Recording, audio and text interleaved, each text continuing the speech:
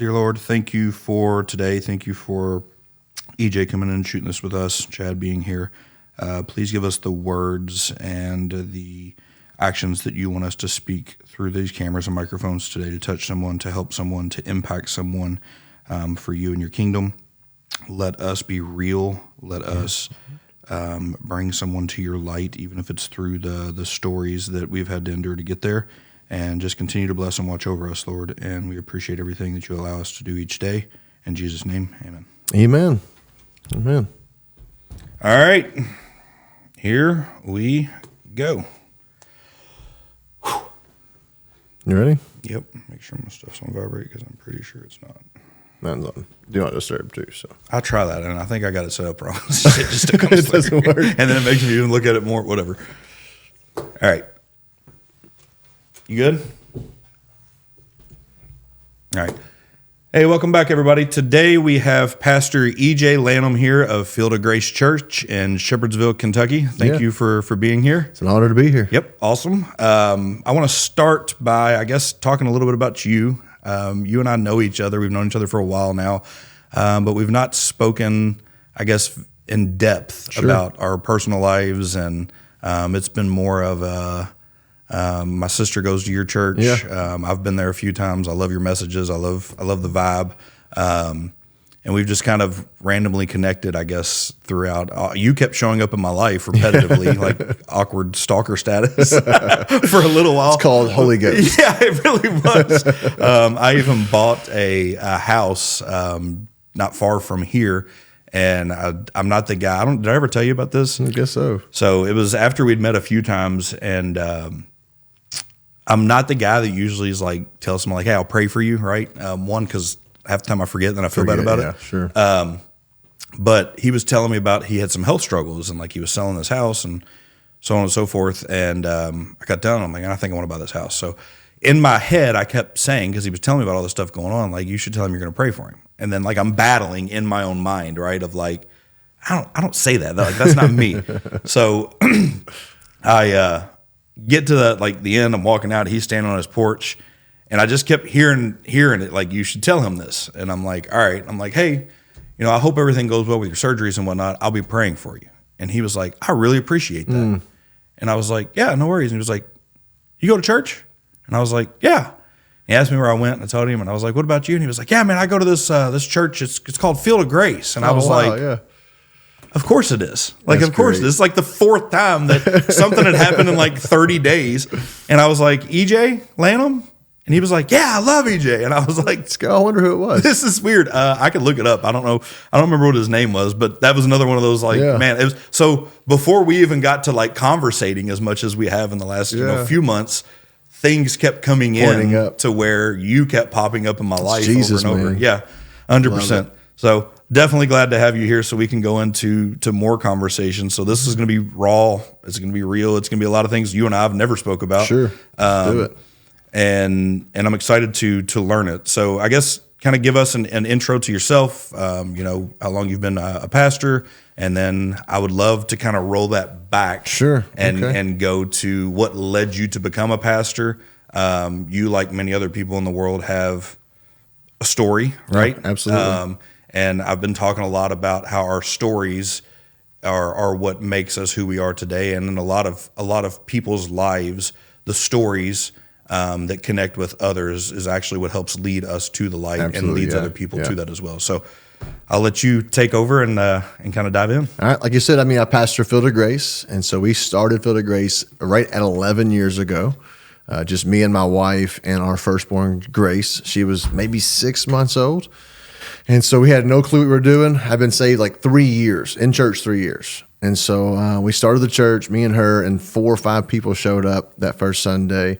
Fast forward now 11 years. I think we had 725, 750 something there last Sunday. Awesome. God blessing and moving between the kids and Wednesday nights. It's been amazing. So it's been really cool. As I said, I wasn't raised in church. And so got saved at 23 years old. Had no clue about Jesus or church or any of that stuff. I was kind of always weirded out by it, honestly. So I'm a husband. My wife's name's Whitney. We got 4 kids. We got Grace. She's 12.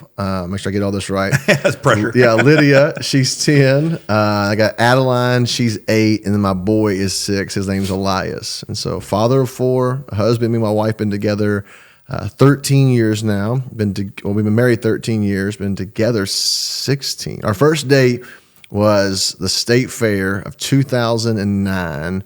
We went and seen the Rodney Carrington concert 2009. Shout out to Rodney. It was a fun, wild night. Yep. So, yeah, it's kind of a little bit about me, where we're at now, at least. Cool. So, 23, you said, right? Yep. 23 is when you got saved. You said I wasn't raised in the church. Yeah. I know a little bit about where you was raised. Do you care to go into kind of that? Do it. Like kind of, I guess, give me little EJ's story. Right. So what you would know, my dad, he owned bars my whole life. Literally, he had little old beer bar, Edbo's Saloon. I can't remember which one was first, but I mean, he tells the story, baby carrier, 3-4 weeks old. I'm on the bar, and he's got a little section for me down the corner while he's bartending and running the bar. So that was Dad. My mom was a drug addict, and so pretty much from the time I was born, I think there for the first several years she was trying. She was, trying to stay sober, trying to do right. I guess long enough for her, my dad, to have my other brother, my little brother Evan, and then somewhere along those lines, I mean, she just did what she did my whole life was drugs took her further and further from us.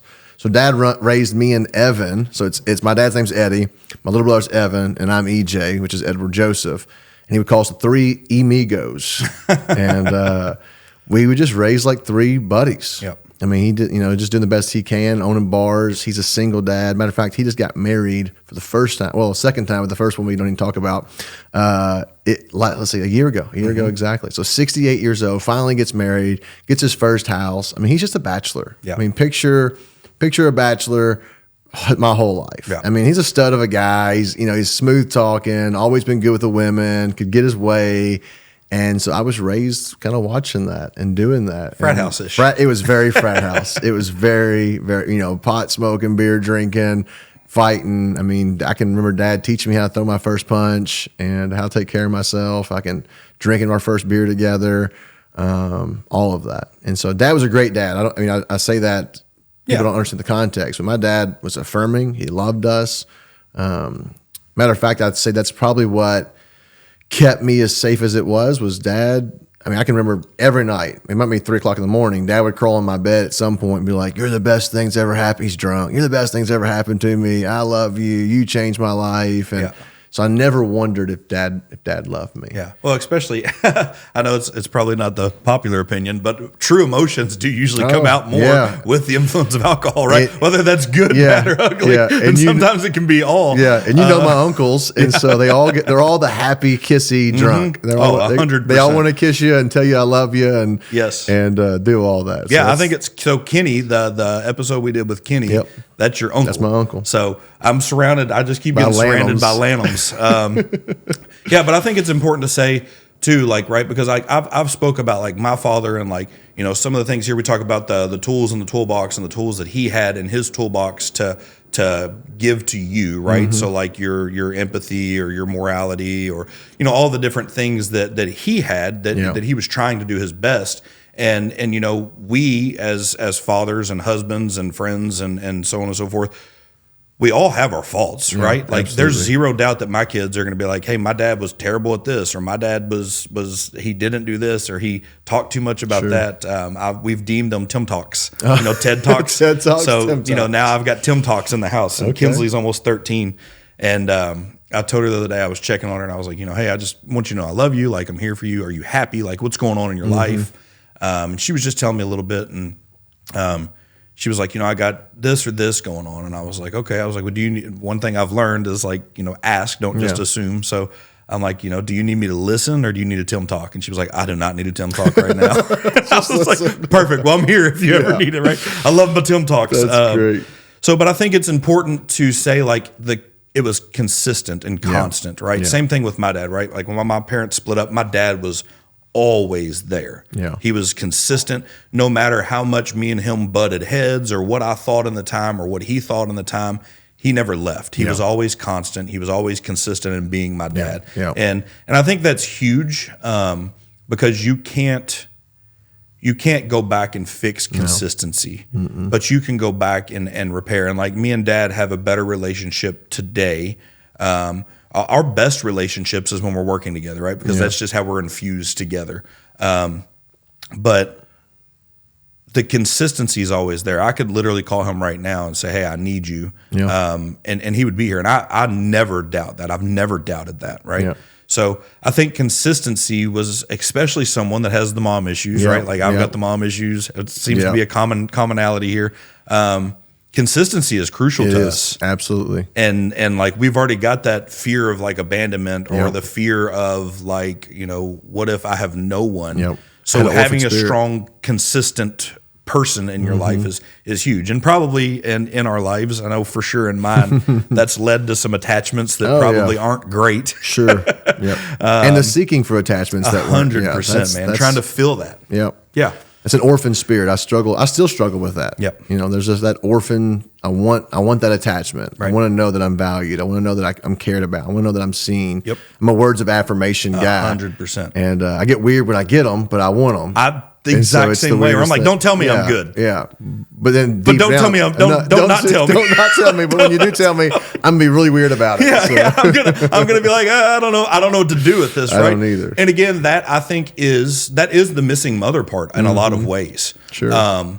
Because we were raised by fathers, we were raised by men, right? And as great as men are, and I think the evolution of man, and the more we get in touch and have conversations like these, like there's no way our dads would have done this stuff back in the day with alcohol, maybe possibly. They just hugged and cried and done whatever. But I think empathy and acceptance and like there's so many things that I'm learning more as an adult, especially a father of daughters, that wasn't instilled to me in my young age because I didn't have that mother piece that was constant or consistent. So I think that's where as adults today, like to your point, like we still struggle with this. Like we yearn for that feeling. We don't know how to accept it. But it's a natural want, right? Like it's a natural, like you want that motherly feeling. So if you've got someone that gives it to you, or someone tells you somebody tells me they're proud of me, I can freaking cry every time they say it. But I also tell them like, oh, I'm just doing what I'm supposed to do. But like, then I want to car privately. So that's cool. So he was consistent. He was very consistent in being there as a father. Roll through. Let's go teenage life, right? You grew up in bars. At some point, I'm sure that led to great life choices. Oh, yeah. So, I mean, again, mother was not really, she wasn't there, but dad always, and again, I want to just give him accolades because I think he could have kept us from her. And now as like a mature father who sees all sides of it, maybe I think, maybe he should have kept us. But it's a weird thing. It's a weird mindset behind it because I'm glad he didn't because I could see it. I got to experience it. I got to go through it. Maybe he could have protected me from some hurts, but those hurts created who I am. Right. And so I got to see my mother and it was never him telling me who she was. I mean, I got to see it. I got to see it. She was a great woman, but man, she was hooked on Xanaxes and cocaine and any drug that uppers and downers. If she could escape, she did. So, So I say that to say that dad would let us go there for the weekends or the week for the summer, or maybe even the whole summer sometimes, but she wasn't there. I mean, she might be there 3 days. And then me and I have 3 brothers and a cousin who was 2 weeks apart. So it was four or five of us at some point, always kind of there. And I smoked my first joint at my mother's house. Skinny dipped for the very first time at my mom's with my mother at the pool at Camp Taylor. I mean, it sounds crazy, but like that was what we were doing at 15, 16 years old. I've watched my mom instigate fights with my brothers. I'll never forget. We were in the East End. She was dating a guy, Randy Polson. If you're watching Randy, shout out to Randy. Great guy. She always found great men somehow. This is a great thing. She found really good men somehow. Odd how that works. And he was worked at Southwest Airlines. So we're living in the East End. We went from living in Shively on Mary Catherine, living in a trap house, to living in the East End off Dutchman's Lane in like a 3,000 square foot home, something in a nice neighborhood. So we're fighting everybody back there. They go to St. X and Trinity, and we're back there. We're the town bullies. Yeah. And I'll never forget. A guy shows up to my house to fight my brother, 5 or 6 guys, and my older brother my mom drags him outside and makes him fight makes him fight these guys. I mean, like, and I'll never forget, he had a pager or a beeper or something back in those days. And my mom's like, hey, your beeper's going off. And so when he looks down, she pushes my brother and she says, hit him. Oh God. And so like, this is the world we're living in. Yeah. And so we're getting in trouble when we're doing some like casual drugs and drinking and partying, and then dad owns bars. So we're seeing that side. I mean, he's always got a different woman at the house or whatever. And again, he's a great dad. But now that as a saved Christian, I'm like, oh man, it was terrible. He just hadn't found himself yet. There's no morals or values really that was leading in the right direction. But as far as being consistent, showing up, affirming, he didn't miss a football game, didn't miss a basketball game. We always had a place to lay our head down. It was always safe. He tried his best to check in on us and put rules in our life. Right. But not seeing rules displayed, we didn't follow the rules. Like, hey, you got to be home by midnight. Like, yeah, right, Dad. Yep. And we kind of laugh, and we'd walk out of the house, and he'd kind of laugh too, thinking, like, why did I even say that? But that was so all through high school. We're fighting, we're partying, we're drinking. They called me Eddie Haskell.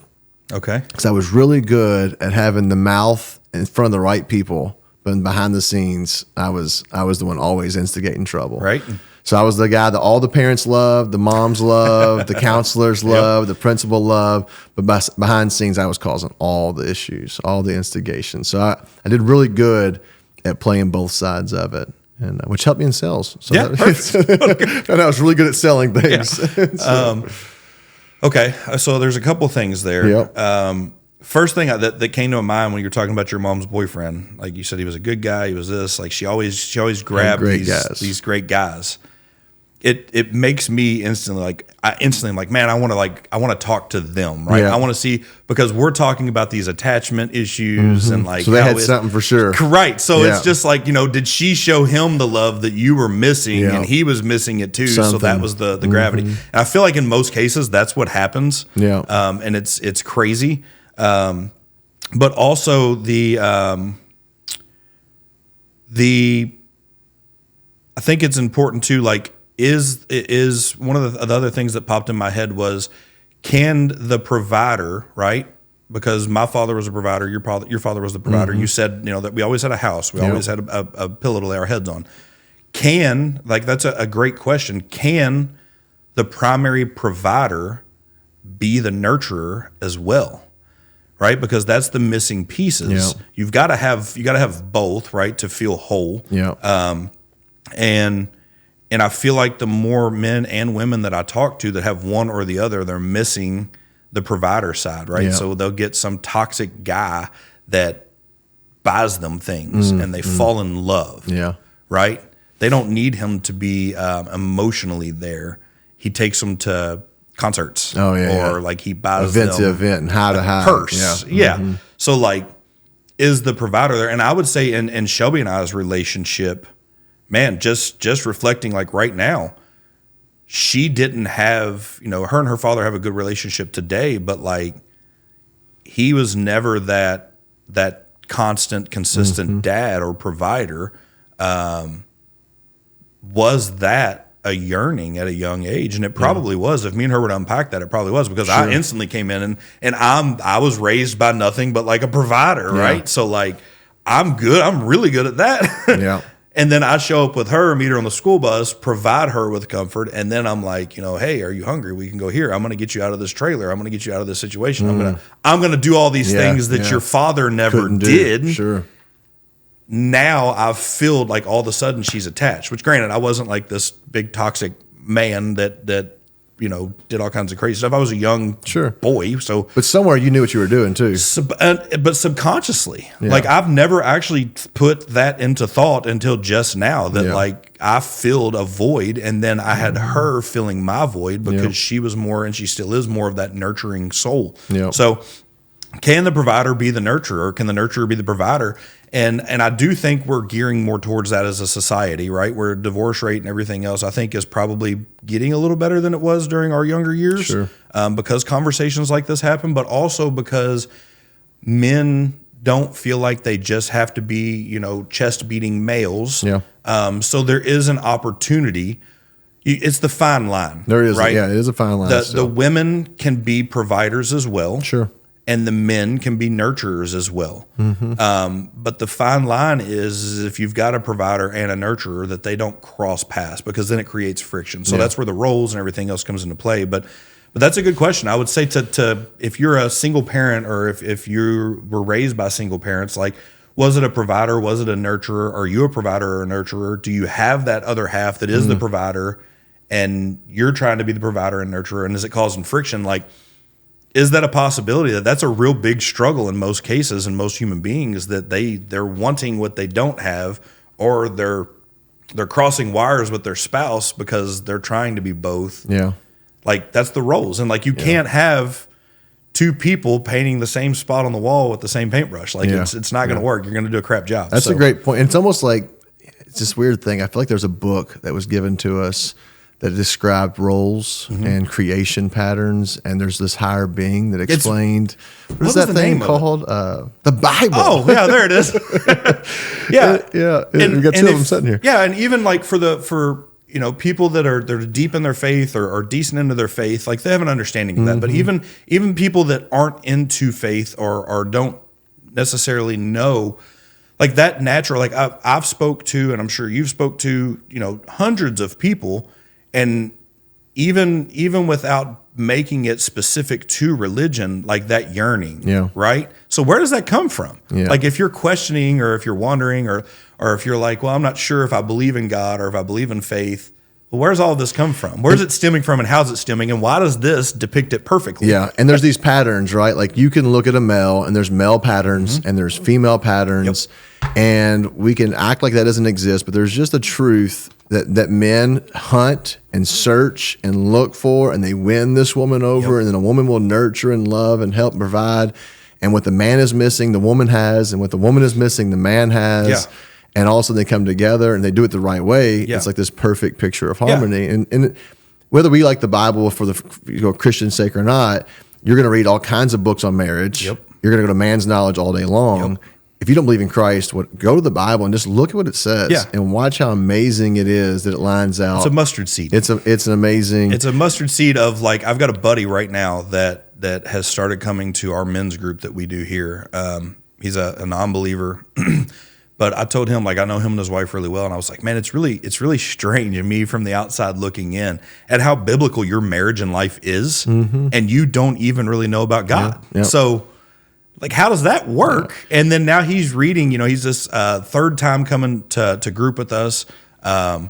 Super good dad, good husband, good man. And, he's reading a lot of this stuff, and he's very introspective in it. And that's super cool.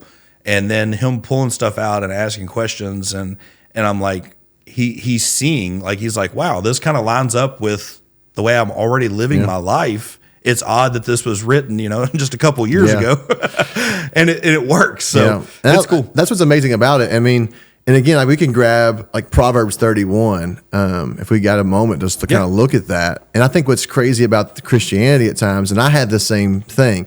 So I had all these ideas about what Christianity was, all these preconceived notions. I figured, again, I'm sleeping around, I'm drinking and partying, I'm doing drugs. I'm fighting. I'm getting locked up. I've been in jail. I'm not a Christian. I'm not. Jesus probably wants nothing to do with me if he's real, is my mindset. And then all of a sudden now you look at where I'm at, 12 years removed from that lifestyle. Well, no longer than that now, 15, 16 years removed from that lifestyle. And it's like so obvious how all of that fit together.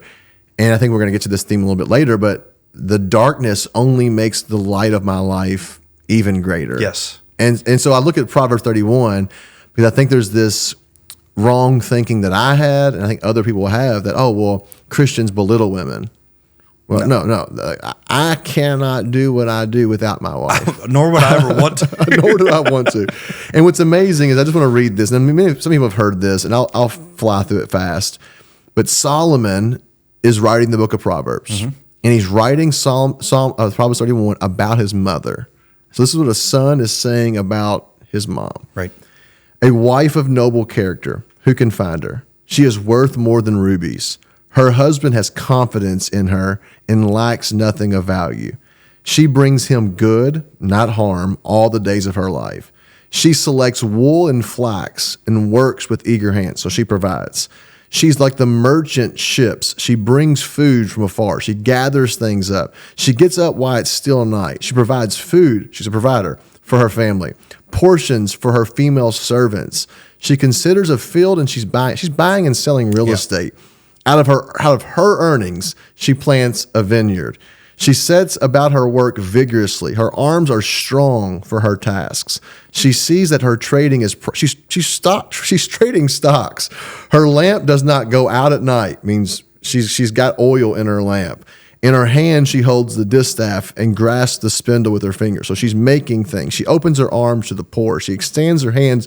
This is a rock solid woman. She is what we would consider a boss. Yeah, right? she's a boss. Yeah. I mean, she's bad to the bone. And I think we've got this idea that women have to be no, like the Proverbs woman is out making, selling, buying. She's a boss. I'm consistently talking about the simple man, like how simple we are, right? Like, a life of just simple men is not going to be great, right? Yeah. We're going to make sure that like this, we'll drink one of these a day. Like we'll share it with the kids and hope that it's enough. Like things aren't going to be great. Yeah, more coffee than water for sure. So 100%. Like I talked to Shelby and like I talked to like our group of friends and stuff. I always talk about it. I'm like, if you guys only knew how simple we were. Oh yeah. The depth comes from you, and that's so needed because we don't think in layers like they're able to do. Like I can't think in layers, right? I can see like the cause and effect of something, or like, you know, from the business mindset of like I've talked about the ripples in the pond, right? Like if you throw a rock in the water, the ripples that come out, seeing each one of them, how they're going to affect what's out there, and then seeing the return of those ripples, you know, when they hit the bank and come back, how it's going to affect, you know, the boat. But like, I'm just looking at the ripples, right? They're looking at like the ripples. They're looking at the surface level of the pond. They're looking at what's under the water. They're looking what's the water feel like? Yeah. And then for me, I'm just like, I don't know. Like, I don't know. But hey, EJ had a baby. Really? Yeah. It's a boy. Oh, cool. When was it born? No clue. Don't know. How much does it weigh? Don't know. I know that the baby's alive, the mom's alive, and he's happy, and that's all I did. It was the ripples. I didn't know it was in the water. Didn't even know she was pregnant until you told me. Literally weird. I just thought she was eating a lot of McDonald's lately. But it's so cool to see. We're both humans, right? Like why is there such a variance there, and how powerful is it when you put those two things together? And what's cool about the scripture that you just read was that it doesn't put them in a box, right? Like that's the last thing that like I ever want to do. Like one, Shelby wouldn't let me. She would probably push me down the stairs or something, and tell me like this. You're not putting me in a box. It's impossible. And like I love that about her, but I also love that she's soft enough. She's still a woman to show me how to stop beating my chest, right? And give a hug at times. So I think it's powerful, and I think that's a great depiction of probably both of our wives, because I know Whitney's the same way, where it's just like, hey, Shelby's running. She's busier than I am. Like she does more than I do, and sometimes it drives me absolutely crazy. Same. But then I also like stop and think, and I'm like, I mean, she's kind of a badass. Like, let's be real. She really is. And I don't tell her that enough. So if she watches or listens to this one, like you're a badass. I said it. Now you can put this on your phone and play it every time I get upset. So I want to jump back into, you said the darkness that made the light, right? Sure. I've been speaking about this, and I think this is kind of the turn of this podcast that I really want to do. You know, as much as I love business and everything else, like none of that really matters without like morals and like what is it for, right? So, you know, your story, and I love that you are a pastor of a church, and you're like, oh man, I was sleeping around, I was doing drugs, I was drinking, I was this. I'm not going to hide behind that, right? Because that's so much more impactful. And I do think, you know, when I've spoke about this before, like if we're going to be like Jesus, what does that look like, right? And if we were Jesus, like he wouldn't have those stories because he didn't do those things. So to make up for that, he found people with those stories. And people that everybody didn't understand why the heck he would have them. Like, why wouldn't he have the Pharisees following him, right? So you having that story and be open with it, I think would differentiate you in those times from a Pharisee that he's basically going like, hey, you're actually wrong. To looking at someone like you going, there you go. Like you're getting it, you got it. It makes sense. So now let's go spread the light. Even if it does come from a little bit of darkness, sure, you can't put out the light, no matter how dark it is. So how does that look today? So at what point did what led you to being saved? How did that kind of unpack that a little bit for us? So, going from dark to light, right? So I'm 23 years old. I currently am dating. Let's see. I don't think I was even. I think me and Whitney were dating.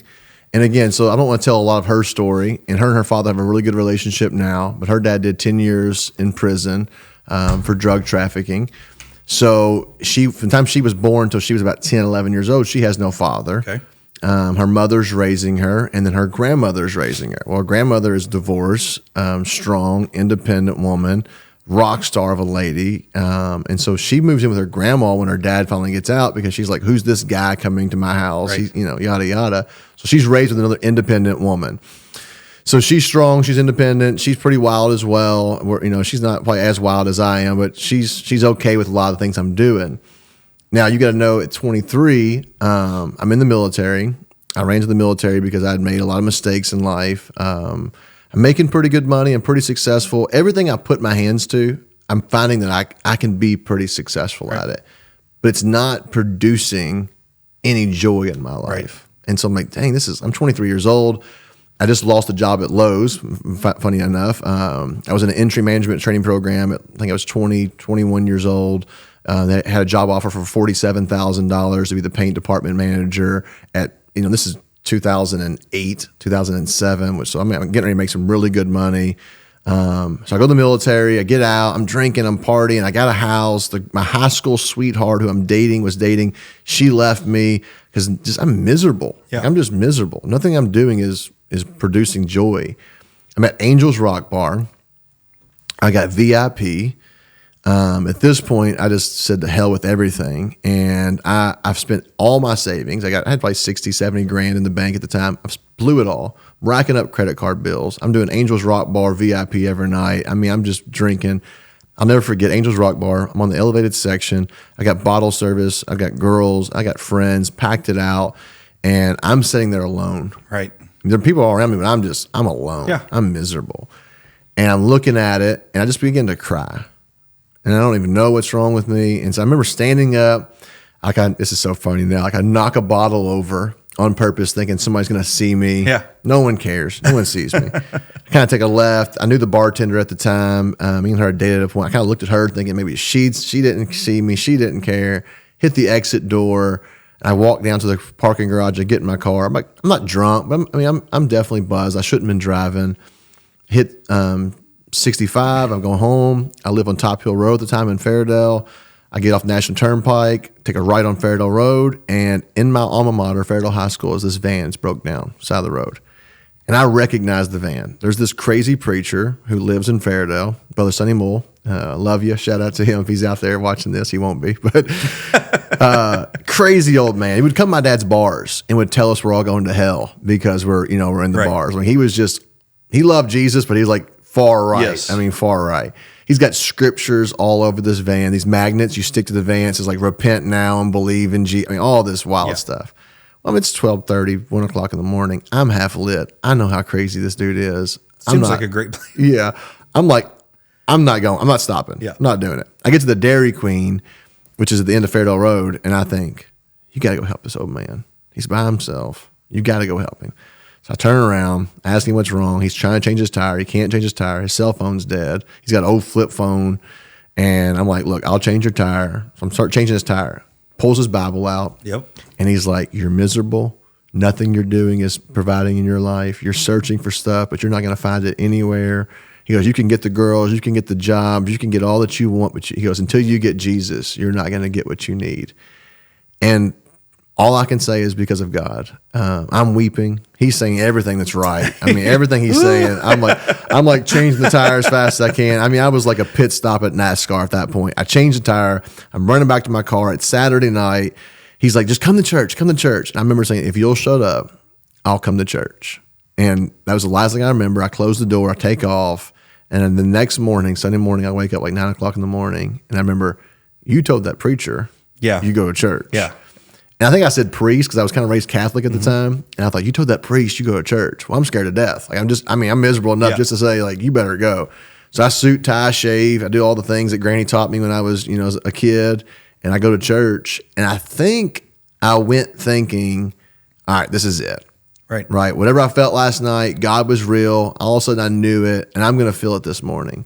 And I felt nothing. Yep. I felt nothing, which should have relieved me, but instead it terrified me. Yep. So I went that night and I felt nothing.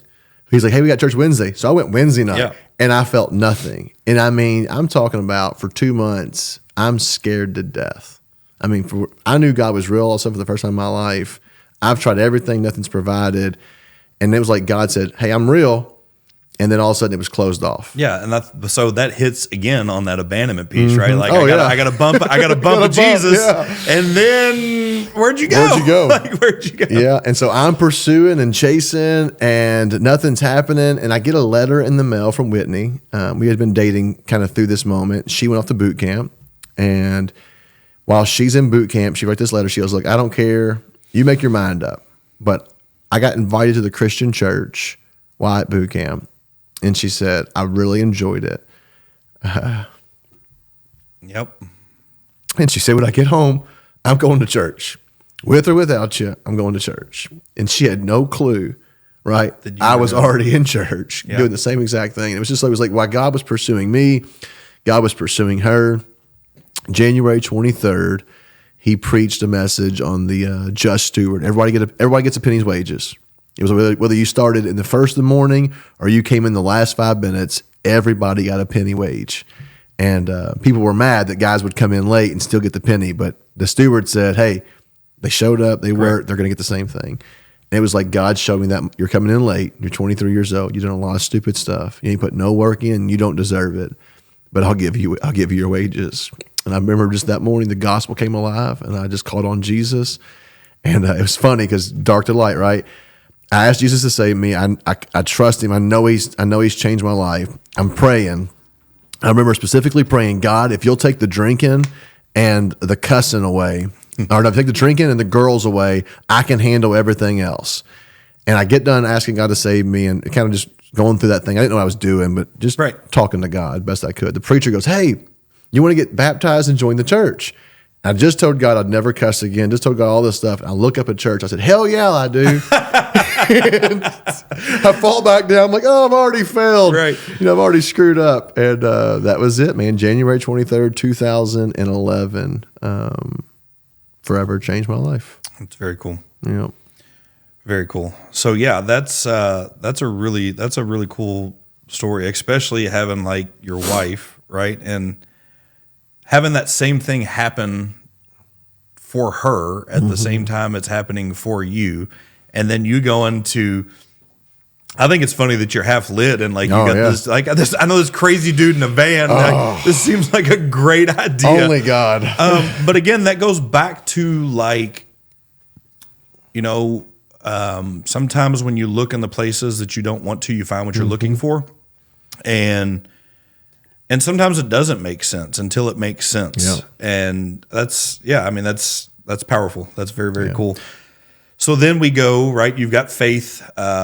You're beginning your faith journey. And then how now? Like how here now? Yeah. And so like, I guess what people would think would be, first I thought this, because you said the crazy preacher and I said the crazy preacher. And even now, right? Like I preach in this. Yeah. We don't make a big deal about what you wear, all of that. We like, all the different music. This was a old-fashioned Baptist church. They had the King James only Bible. Women had to wear dresses. Men had to wear suits, right? So I had all these rules thrown on me.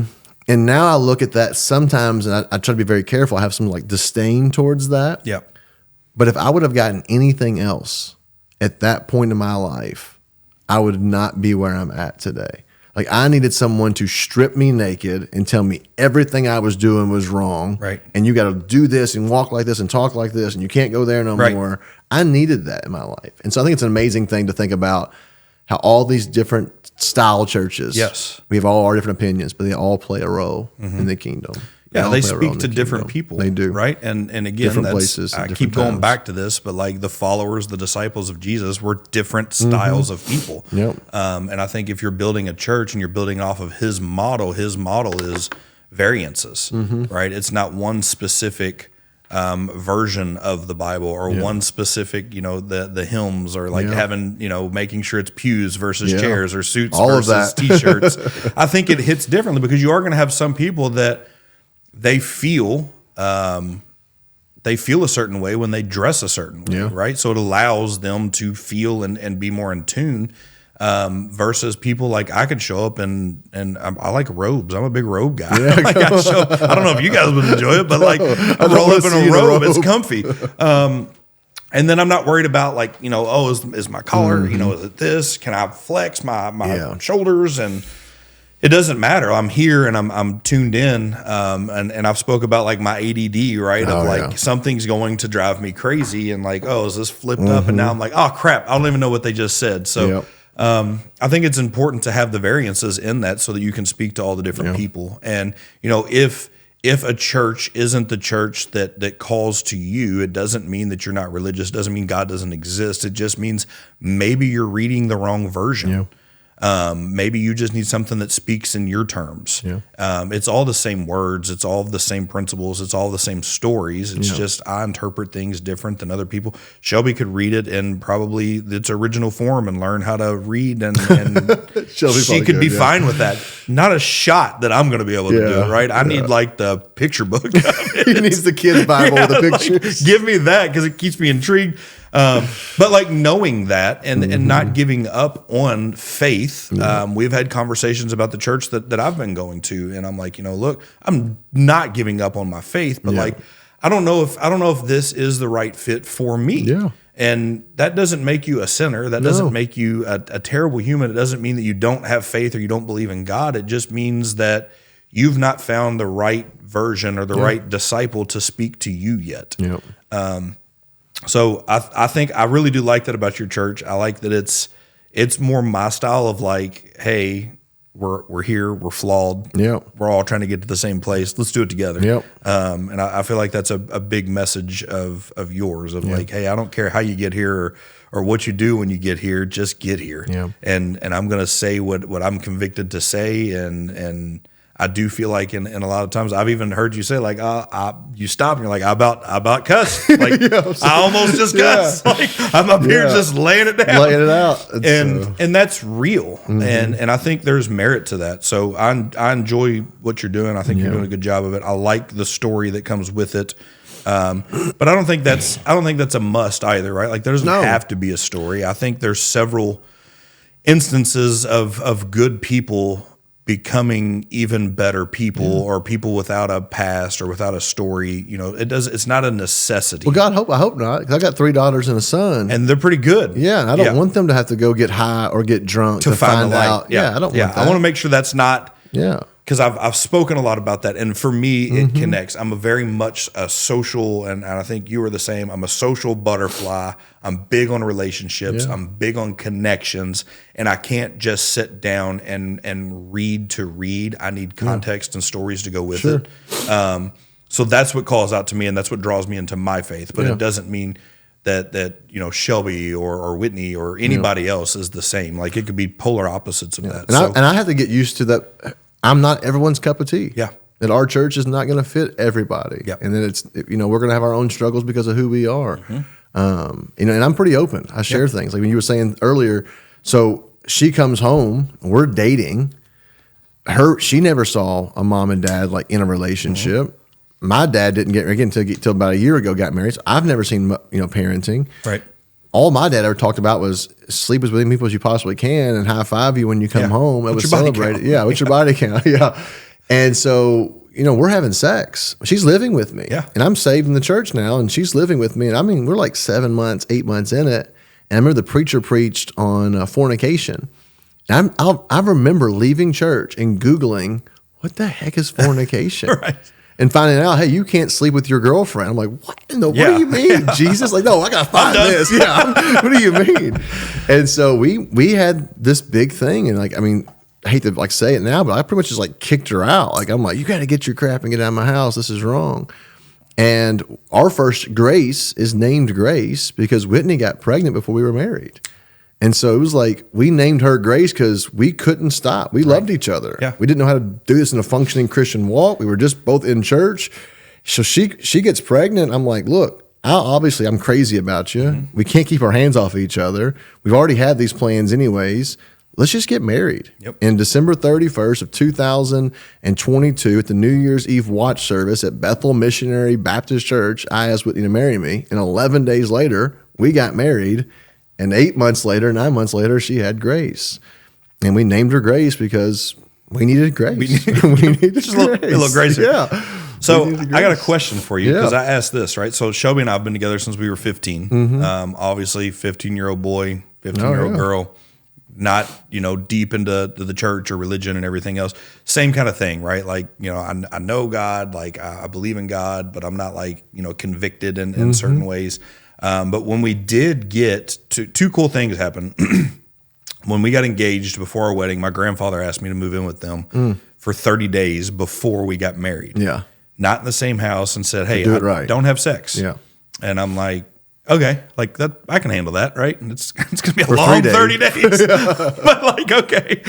So I did that. Best thing I ever did. Yeah, I agree. Was just to live with them and be able to have those memories. My grandfather passed. My grandmother recently passed, and having the memories of living in their house with them is something I would never give up. That was way more important to me than sex today. Looking at the memories that I made.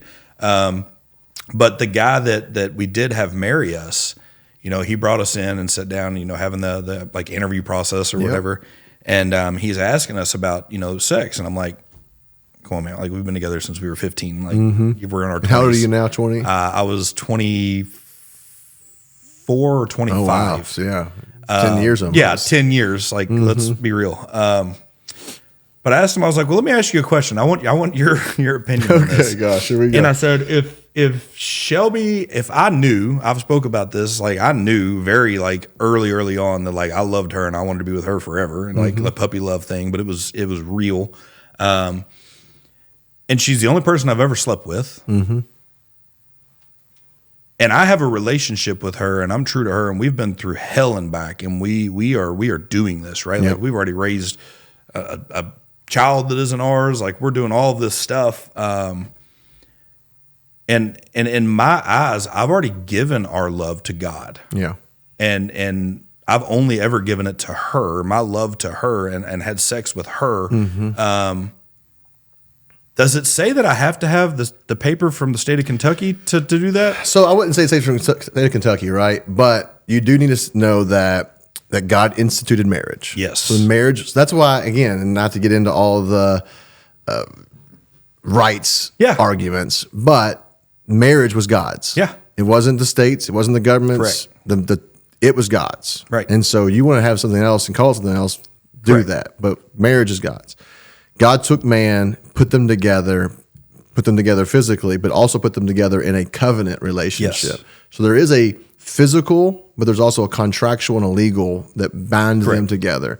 Then you look at the law. When the law rolls out in Exodus, there is this legal agreement what marriage is. So there's still this law, like law has a part in the relationship, to the point that if a man does something wrong in the marriage, or a woman, there's the legalities of it. And so, I think that Christ does bind us physically, but there's also emotional and legal. There's three, and so a 3-cord bind binds us together, and he's that fourth. But I do think he laid out legally what marriage should be, and there should be a legal aspect. Now, do I think the state of Kentucky needs that? No. Right. I had somebody ask me that the other day. I'm going to get in trouble probably for all this, but if you want me to marry you, and you want to do that in a covenantal contractual agreement between me, you, God, and I think that matters. My question to the individual the other day that asked me this was, all right, that's fine, but are you doing it? Do you not want the state to get involved? So when you want to step away, there's no repercussions. Right. What's your reason? Yeah, there's no legal bind, and I think that's why the law got involved even in Exodus to marriage, because there needs to be there's a binding Correct. that comes together in this contract. And again, you got to remember that marriage represents Christ and the church. Yes. So he's covenanted with us. It's not like, hey, you're my only one. Yeah. But I'm not going to have any kind of legally binding to you. He's adopted us. Yes. And even that language is legally, you legally adopt. And so I think there's some legalities to it that just brings in, but yeah, not the state of Kentucky, right? I think America wasn't in this picture. Yeah. But but Israel was. And Yep. the legalities, the law was. Leviticus, there was the Levites. So it's interesting. We just had this conversation the other day. So That is odd. It's nuanced. So you say you're in Africa, they don't have it the same way. Right. Right. But there are other covenants. There are covenantal agreements that they enter into still. Cool. So cool. All right. Let's see. I wrote down here. I'm a shake it up kind of guy. Yeah. And I believe you are as well. I don't like being steady. I was talking about the men's group that we have, and I love coming up here, and we'll spend like 3 hours a week. We'll read a few chapters. We're running it slow, so we'll only read like 4 to 6 chapters, and then really kind of hone in on that, right? Mm-hmm. For me, I read it like 3 times because I can't retain anything unless I really dig into it. So, but I come up here, and to your point, right? Like, am I getting that feeling every time? No, and that's our compass, right? Like that's our guide. Yep. So if you're stagnant in something, like, do you just keep doing it? So I told him the other day, I was like, man, I hate to be the guy, but I want to shake this up. Can we go do something, right? Like the SNAP benefits are a thing right now. Regardless of where you stand on it, there's hungry people that need it. Yep. Why don't we next Monday, read and we can talk about what we read while we're driving to Sam's, and we'll go buy a bunch of stuff and fill some pantries. Yep. And they were like, and I'm like, we can accomplish 2 things. I was like, but man, I don't see where Jesus sat still very often. Yeah.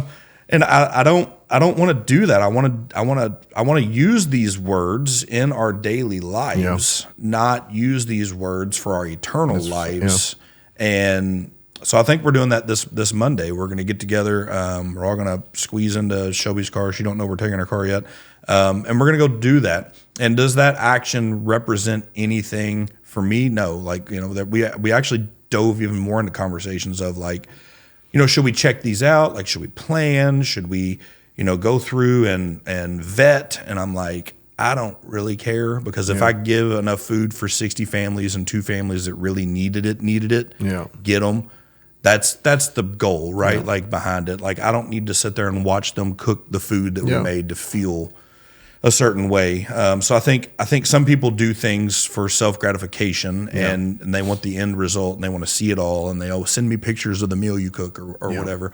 I'm like, we can open the back up and just let stuff fall out on 65 and shoot pictures out on Facebook. Go where it goes. Who knows who's going to get it? But someone that needs it's going to get it. Yeah. So that's my conviction is doing stuff like that, right? Like, hey, how can we help without having to have the gratitude from it, or I struggle a lot telling people any of the good deeds that we do, because that's not why I do it. No. I'm learning, though, that if you're able to speak about it, it can be infectious. You should share a little bit. To do it. Mm-hmm. Yeah. So the motive behind it. But then, like for me, I struggle, right? Because I don't want to be like, oh yeah, I help people. I do this. Well, Jesus said, if you do that to get your reward amongst men, you've already got your reward too. Right. So you gotta be careful with that. Yeah.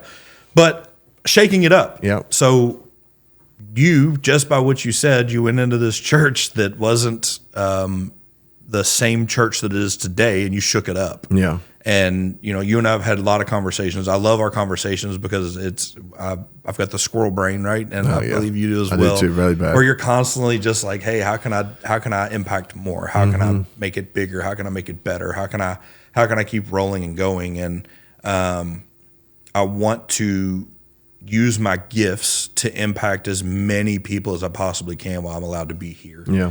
And you can only do that by consistently shaking things up and challenging not only yourselves, but the people around you, the church, the locations, all of the stuff. So you've been talking, me and you've been talking, I feel like every week or a few weeks that we talk, you're like, well, I'm going to do a second church and I'm going to go here. And I'm like, oh, sweet, man. Like, let me know if you need anything. Yeah. And then you're like, well, I'm going to go here, actually. I'm going to go here, actually. But what's cool is like, it wasn't. It's not just like, well, I tried. Yeah.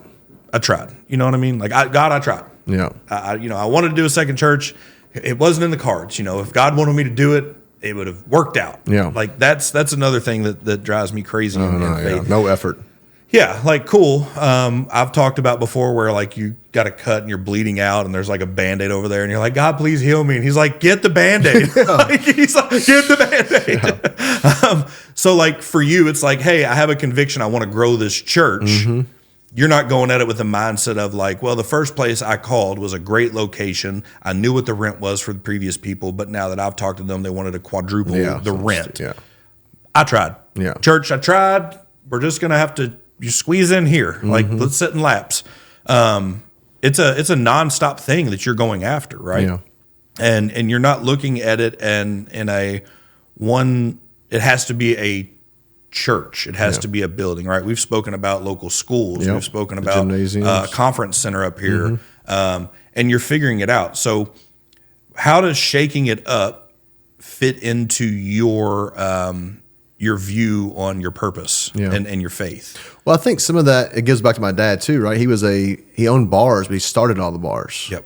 And so there was some kind of entrepreneurial spirit that I picked up from even that. I don't know that I thought that I did, but it's easy to see that in my life now. And I got saved and God radically changed my life. Yep.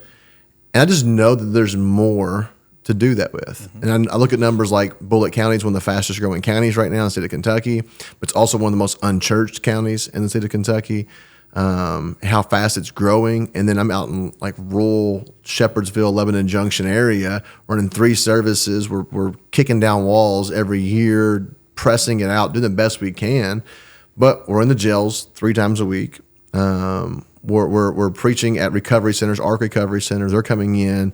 So like if you look at the church, more money goes out than comes in. Right. And it's like not about the money, but at the end of the day, like money, you have to be able to pay correct. Salt River does not accept prayers. No. They don't care about, they don't accept prayers. It'd be really cool if they did. Yeah, they would really be cool. Yeah. So it requires the finances, and then yet we're pressed. We're maxed out. Mm-hmm. And you have to recognize like there are a people and they only have so much capacity that they're wanting to do and how much they can give as a family and how much they can serve as a family. And so I feel the pressure there has bowled to a max. So I'm like, hey, all we can do then is go start another church. Yep. Start another building. Because I don't think God's done. I don't think God's small-minded. God isn't satisfied until everyone has come to believe in him. And so that's just what I keep in the back of my head. There's another E.J. out there somewhere that needs to hear about Jesus, that sure there's a bunch of good churches, and I believe they're all serving a purpose, but I believe God's given me a message for those that I can reach. And if I don't do it, this probably isn't 100% true, but I feel like if I don't do it, no one will. Yeah. And so there's this burden of like, it's a conviction. Yeah. You've got to go reach that next group. You have these stories and you have these gifts. And although you thought they were to get women and booze, it actually works out that you can connect with people and help lead them to the same light. Yeah. And I think that's a cool thing. So I want to go a little bit, we've spoke about this kind of off the camera. Yep. Pastors and pay. Oh yeah. Fun. Poor holy. And I've got a lot, as do I think most people in the world. What does that look like, right? Yeah. So for me, it's should there be a cap on what you're allowed to make as a pastor? Yeah. A lot of people think, they shouldn't make way more money than I do. Yeah. I think there's a misconception of what goes into being a pastor. I think that people come to service one time a week and they think because they're there for those couple of hours that's your job too. And that you've got time to go work and be a CEO at a business Monday through Friday and then show up on Sunday and say some words to people and go back to your regular job, and how dare you take money from the church. Yeah. But the reality of it is if you're making an impact to the kingdom in a manner that is what I think we're supposed to do, it's a full-time with double time, triple time, overtime job to reach the people that you want to reach, right? It's Yeah. not just in church. You just said it. We're going to the jails. We're going to the recovery centers. We're going to probably the dudes in the vans, that you drive past today. And what does that look like, right? And then how does it work efficiently without money? I would ask people the same thing. Like, if you have a problem with pastors making money, why don't you do your job for free? Yeah. Because that is their job. Whether or not it is in light of God, it's still a job, and it's not an easy one. Yep. If anything, it's kind of like being, even you can take. You can take a small business, right? Let's take my business, for example. If I did something sideways or crazy and just lost my mind, it might get a little bit of attention around here, right? You don't have a massive church, but you're a pastor of a church. Let you do something sideways and see how quick it can get nationally picked up, right? So like the pressure alone of being a pastor and choosing to publicly speak about your love of God and what you feel people should know is already a giant gamble, more than me running the business that I run. Yeah. Being in multiple states, like that ripple effect is very small compared to it's not going to be a bunch of clickbait, right? Yeah. So nobody's going to come, oh, well, this guy that owned a business in Mount Washington went sideways, and we're going to talk about it for 10 minutes. Yeah.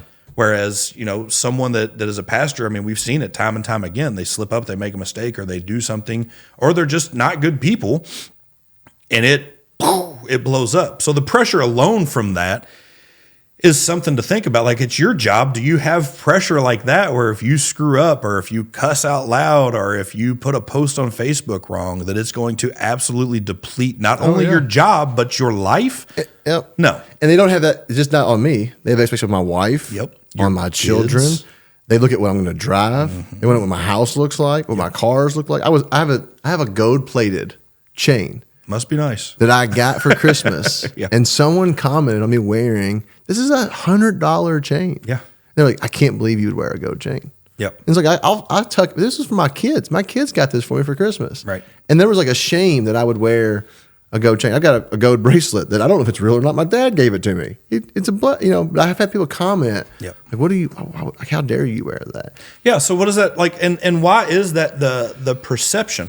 I think there is 1,000,000% there are people in the world that I'll call my name. So. that are like, heck yeah, man, look at this tax-free business that I run. And it is that. It is a tax-free business, and you have to run it as one, or it will not be successful. But are you doing it for personal gain, or are you doing it for gain of the kingdom? And are you allowed to reap the benefits of working your ass off for something that benefits so many other people as well? You're not paying people to come to church, right? But you're feeding their souls. And you're making them rich in things that aren't materialistic. Yeah. And so if you look at it that way, how many people do you say are coming? About 700. About 700. Throughout the whole week, probably closer to 850. Yeah. So 850 people is more than I have in my entire business. Yep. You're feeding them. You're paying their souls, if you will, through the church. And you're making them richer. And like if you can change your perspective to look at it like that, and by no means are you a well-paid, massive, you're not driving around in a Maserati. 2016 Toyota Highlander. Yeah. So and the back right tire keeps leaking. But like if you continue to push and build and shake things up to the point that you are able to live a more comfortable life, like is that wrong, and why is that wrong in so many people's eyes? Like that's a great question. Is poor holy? Yeah. Like does it have to be that? Yeah. And I personally struggle with that, right? Yeah. Like if you were this giant flat, but I would struggle with that with anyone. Sure. Right? If somebody rolls up and, if we went out to dinner somewhere super nice and you wore like a nice outfit and you drove your nice vehicle, like, okay, like this is a testament to like we're going somewhere nice. Yeah. Like if you're just rolling around like, Jesus and the S's are money symbols on the back of your car, it's a problem. Like, that's a problem. Yeah. So like what is your opinion on pastors or church and finances? I just think people should be balanced in their opinions of it. Yep. And most of the time they're not. And I say things like this. And I mean, our church is generous. Yep. Our church is very generous. But the median income of our church is like $32,000 a year. Right. Now, as a father of 4 and a husband, I can't raise my children on $32,000 a year. Right. Can't do it. Like and I get that some are, but I don't think I should be limited by what we can bring in based upon the lowest income individual in our church. And some people have that mindset. Right. And they would say, well, I'm not going to give to the church because I don't know where the finances are going. Yep. I think a church should be transparent, and we are. But then I would just challenge that you buy your $5 Starbucks and you have no clue where your money's going. Right. You give Kroger thousands of dollars a month and you have no clue where your money's going. You bought that car and you have no clue where your money. So you give money everywhere and you don't know where your money's going. But then you put this weird expectation on the church that you want to know where every single dollar is going. And you mentioned a moment ago, I think when we give, there's a release. Yep. So when you give the food, I release it. Yeah. I'm doing this to honor God. Correct. And if they don't use that right, that's God. They're going to deal with God on that. Yeah. He says, feed the hungry, not feed them, watch them, make sure that they consume it and get joy from doing. That's not what he says. I'm going to give and I'm going to release it. Yep. And just so I'm the third. We'll be the third highest giver in our church this year. And there's been years that we were the number one giver in our church. Right. And I'm pretty transparent with that. The first 3 to 4 years, I took no salary. The next 2 years, I took $47,000 a year, raising 4 children and a wife, and I worked a full-time job. Today is a great example. Now I'm in here today from 10 o'clock till I guess noon or so. I'll be with you. But this is I would consider this work. This is part of my job. I will not leave the church until 10 o'clock tonight. Right. I have to preach this evening.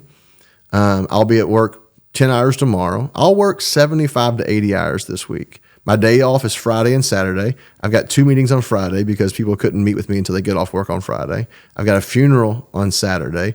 I'll preach 3 times Sunday morning. I'll lead a meeting Sunday before I preach those 3 meetings. I'll lead a leadership class immediately after Sunday morning's 3 services. I'll drive to Cincinnati and I'll preach to 500 to 600 men another service. I will speak 5 times, 5 individual messages that I have to prepare and create for Sunday morning. To only get up on Monday morning at 8:30 and be ready to have my staff meeting, to speak again on Tuesday, to speak again on Wednesday, to lead another thing on Thursday, to do it 3 times again on Sunday. Yep. We started the church 12 years ago. We've taken the church from 6 people to say 650 plus 800 weekly. If I told you I created a business, we've bought 3 buildings and expanded that many times, that the business had 5 to 6 employees and 230 volunteers and had 800 and something people that was I can tell you exactly what that looks like.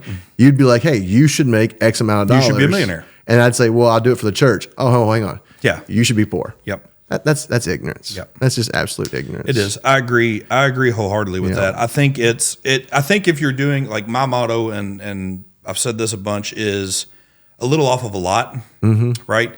And I think that is, biblical as well. Like, hey, it doesn't say go in and tithe and just be cold. Yeah.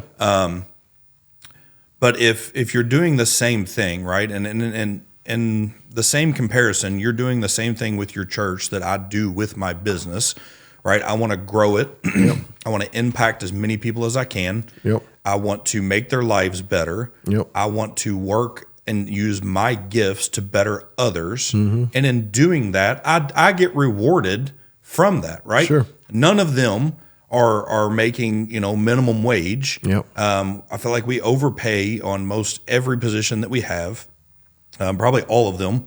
And I feel like I'm overpaid in that as well. Like, I have guilt from all of that, but like, what's the difference in that, right? Yeah. And I can promise you're working more than I am at this point, because you can't afford to go out and hire a leadership team and a compliance team and a social media team. That's exactly right. All of this stuff. Yours is more like, hey, is anybody going to volunteer for this?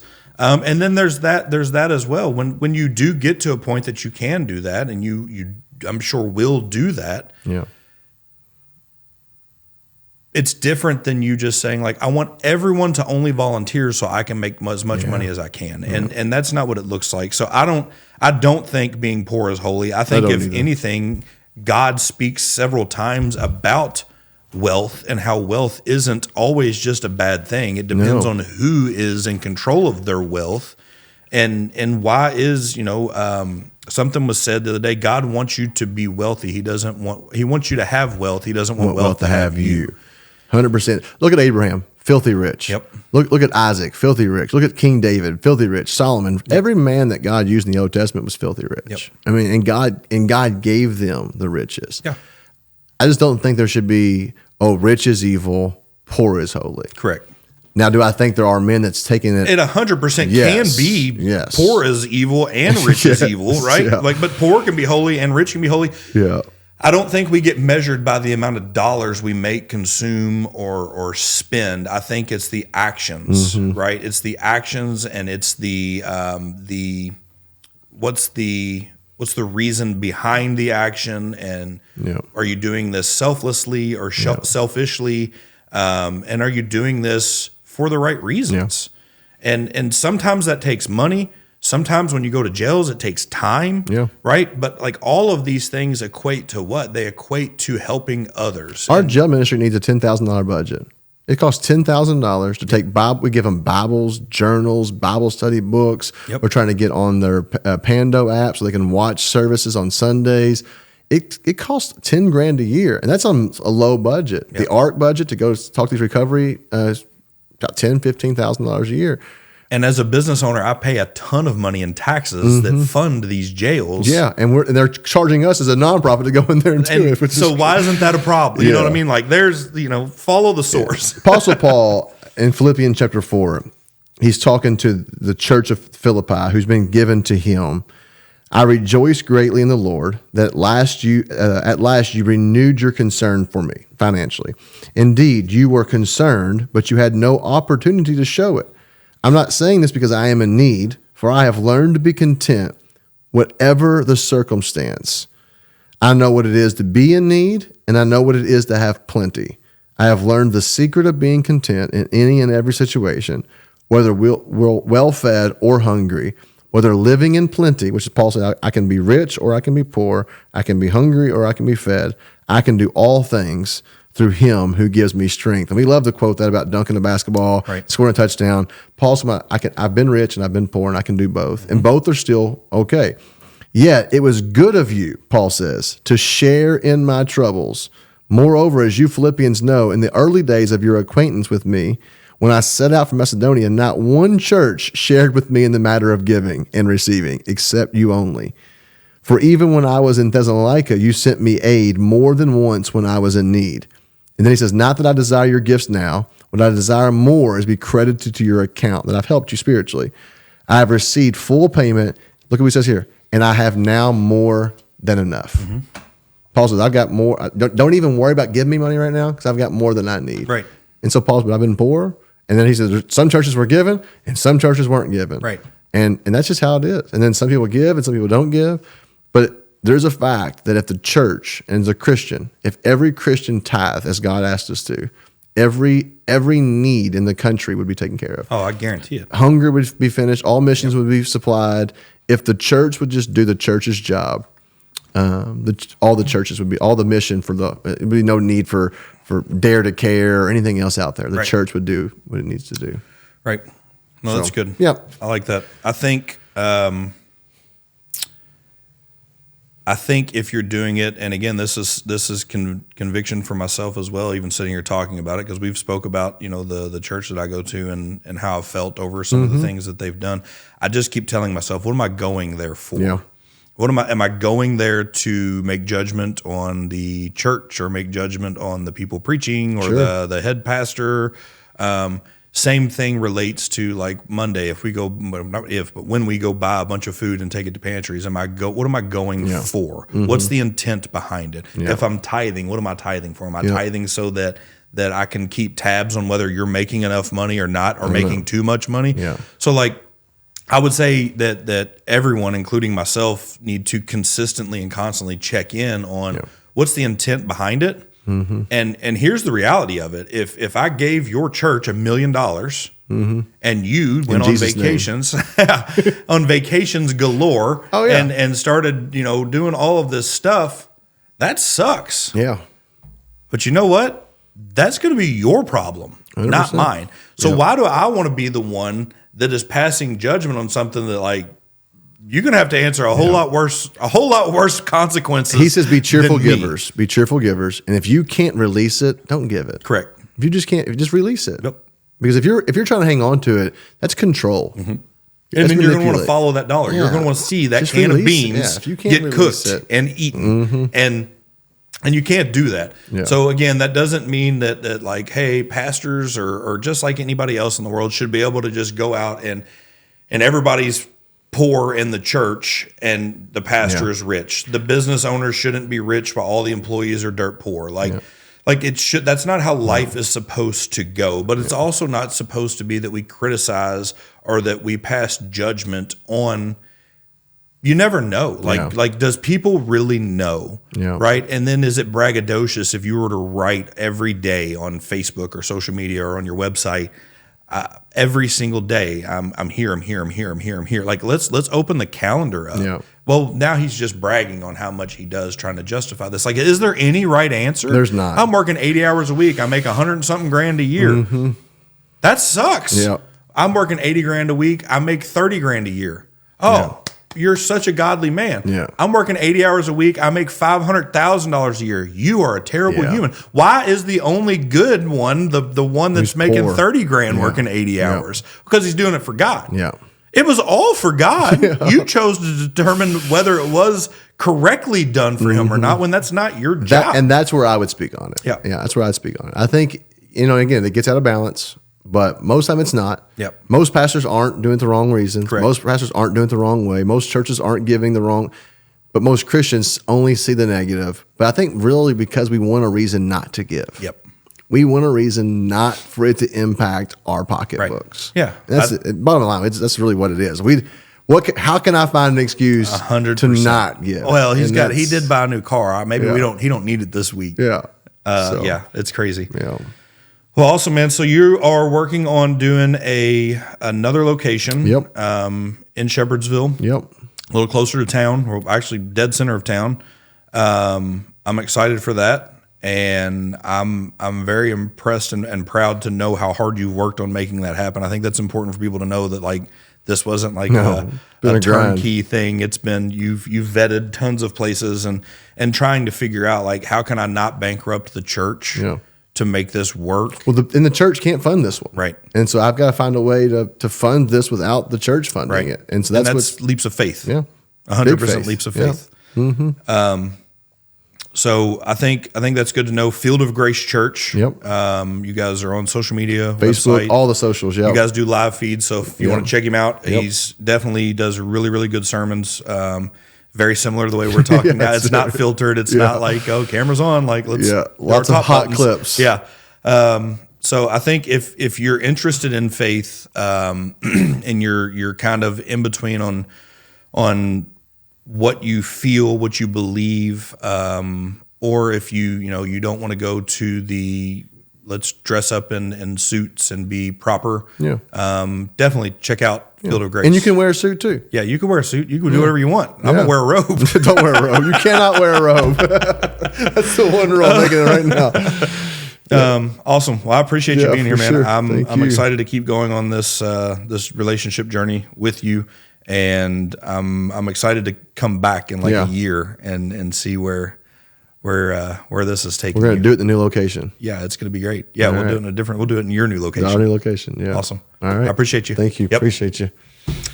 All right, guys. So like always, anything's possible when you take off the blinders. For EJ, the blinders were the bachelor life, right? They were the drugs, the women, the booze, the partying.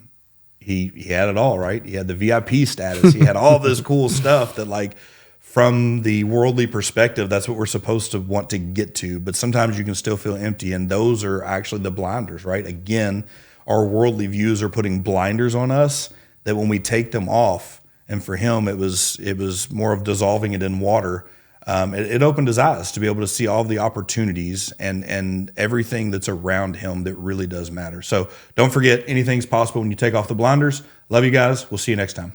Thank you for tuning in to the CrumeCast podcast. We're excited to continue to share our story with you Our new guests that are coming on have a lot more to tell. You've got a lot more to learn. So we really hope that you keep tuning in, and we will see you next time. Have a blessed day.